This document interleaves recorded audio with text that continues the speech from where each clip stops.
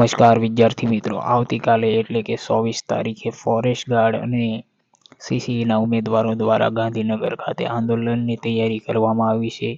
તો જે પણ વિદ્યાર્થીઓએ સીસીઈ અને ફોરેસ્ટ ગાર્ડની પરીક્ષા આપી હોય તેઓને મારા દ્વારા નમ્ર વિનંતી છે કે આ આંદોલનમાં ભાગ લ્યો અને તમને તમારો ન્યાય મેળવો. આજે થનારા ફોરેસ્ટ ગાર્ડના આંદોલનના મુખ્ય મુદ્દાઓ: ફોરેસ્ટ ગાર્ડમાં જગ્યા વધારો અને સીવીઆરટી પદ્ધતિ રદ કરો અને બધાના માર્ક્સ પીડીએફ સ્વરૂપે જાહેર કરો તે માગણી સાથે ગાંધીનગર ખાતે આજે યુવાનો દ્વારા આંદોલન કરવામાં આવશે અને જો ન્યાય નહીં મળે તો આંદોલન મોટા પાયે થશે તેવું પણ કહી રહ્યા છે વિદ્યાર્થી મિત્રો.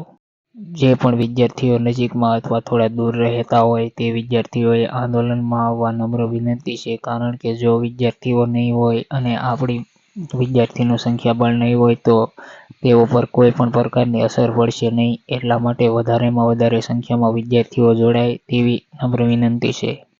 ફોરેસ્ટ ગાર્ડમાં જે પહેલું હિયરિંગ હતું હાઈકોર્ટમાં તે વિશે કંઈ પણ હજી જાણકારી મળી નથી અને ગૌણ સેવા પસંદગી મંડળ પાસે હાઈકોર્ટ દ્વારા જવાબ માંગવામાં આવ્યો છે કે તમે આ પ્રકારની કેમ પ્રોસેસ કરી છે તે જણાવશો. હવે આવતી સુનાવણીમાં ખબર પડે કે ગૌણ સેવા મંડળ શું જવાબ આપે છે.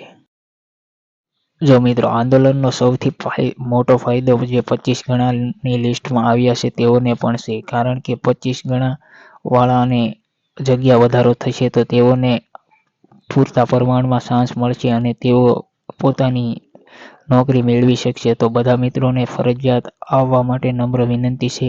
ધન્યવાદ.